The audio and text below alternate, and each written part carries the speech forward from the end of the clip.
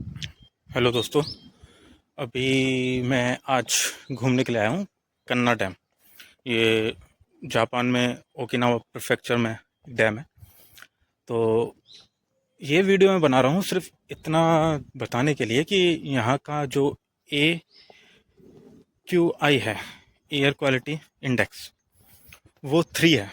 जहाँ हम फाइट कर रहे हैं AQI 400 600 से, वहीं यहाँ का AQI है 3, जो कि सुनने में इम्पॉसिबल सा लगता है कि इतना कम कैसे हो सकता है, लेकिन ये है।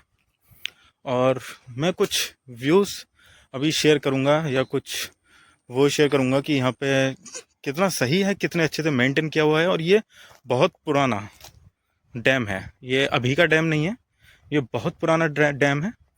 और ये अभी तक भी इस तरीके से है कि जैसे अभी बनाया गया हो या कुछ टाइम पहले ही बनाया गया हो। तो बहुत अच्छी तरीके से मेंटेन्ड, बहुत अच्छी तरीके से यहाँ पे प्रिजर्व की गई हैं पूरी नेचुरल हैबिटेट को।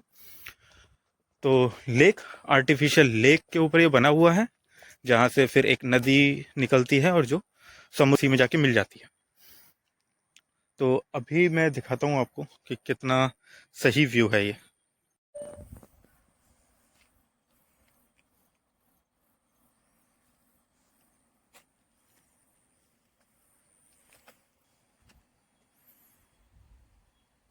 तो ये है डैम, और ये बहुत पुराना बना हुआ डैम है।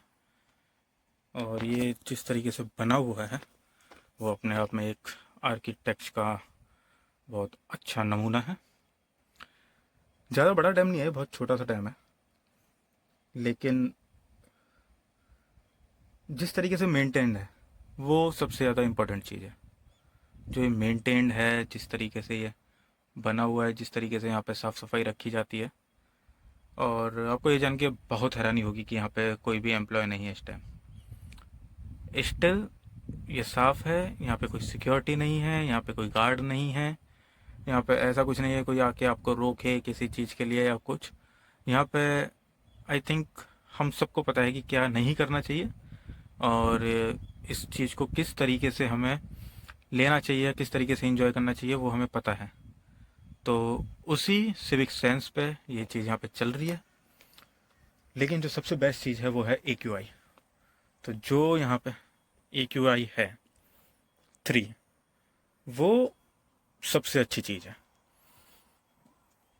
जहाँ हमें इतना 400 600 इवन 1000 तक हम फाइट कर रहे हैं AQI से अपने कंट्री में, वहीं पे हमें यहाँ से शायद कुछ सीखना चाहिए। और मैं जो है ना, बहुत ज़्यादा ऑप्टिमिस्टिक हूँ इस चीज़ को लेके कि सारे काम गवर्नमेंट के नहीं हैं।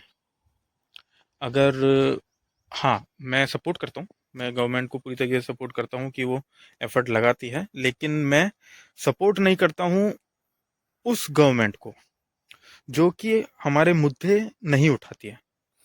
तो जो पॉलिटिकल पार्टी पावर में है वो तो कुछ ना कुछ कर ही रही है, चाहे वो दिखाने के लिए कर रही है, जैसे भी कर रही है। लेकिन जो अपोजिशन है वो भी तो अपना काम सही से नहीं कर रहा है शायद, क्योंकि उनको जो मुद्दा उठाना चाहिए पॉल्यूशन का, वो पॉल्यूशन का मुद्दा उठाते नहीं है, उसको मुद्दा बनाते हैं। तो पॉल्यूशन का मुद्दा उठाने का मतलब ये है कि जो भी फंड रिलीज हुए हैं उस फंड के ऊपर अपोजिशन को अपोजिशन को वो करना चाहिए कि भाई ये फंड इस तरीके से क्यों यूज़ हो रहा है, या इस तरीके से यूज़ करना चाहिए, इसको पब्लिक में निकालना चाहिए कि आप हमें सॉल्यूशन दो। उस सॉल्यूशन में जो भी बेस्ट होगा, जो फिजिबल होगा, जिस तरीके से हम उसे लगा सकते हैं, उस पर हम काम करेंगे। लेकिन ऐसा कुछ नहीं होता है, सिर्फ रोड्स को ब्लॉक करना, प्रोटेस्ट करना, लोगों को परेशान करना, टू बी ऑनेस्ट। क्योंकि प्रोटेस्ट से फ़ायदा किसी का नहीं होता, सिर्फ पॉलिटिशियंस का फ़ायदा होता है। उनके नाम उछल जाते हैं, लोगों को नाम पता चल जाते हैं उनके कि हाँ ये पॉलिटिशियन एक्टिव है, उसके अलावा कुछ नहीं होता है। तो जो गवर्नमेंट पावर में है उसकी जितनी गलती है उससे कई गुना ज़्यादा गलती हमारे अपोजिशन की है, क्योंकि वो जिस तरीके से चीज़ों को उठाना चाहिए, जिस तरीके से मुद्दे उठाने चाहिए, वो नहीं उठाते हैं। और वही चीज़ अच्छी है जापान में, कि जापान में अगर मुद्दे उठाए जाते हैं तो उनके ऊपर काम किया जाता है। ऐसा नहीं है कि सिर्फ एलिगेशन लगा के छोड़ दिए जाते हैं। तो उम्मीद है शायद आज नहीं तो कल कुछ लोग इस चीज़ को समझेंगे और सही मुद्दों को लेके आगे बढ़ेंगे और देश को सपोर्ट करेंगे। तो मैं अभी जापान में हूँ और जापान से मैं जितनी चीज़ें सीख सकता हूँ उतने सीखने की कोशिश कर रहा हूँ और आप लोगों के साथ शेयर करता हूँ यहाँ की अच्छी चीज़ें जो कि हम इम्प्लीमेंट कर सकते हैं अपने यहाँ और अपने देश को आगे बढ़ाने में योगदान कर सकते हैं। तो मिलते हैं अगली वीडियो में, तब तक के लिए नमस्ते, जय भारत, जय हिंद।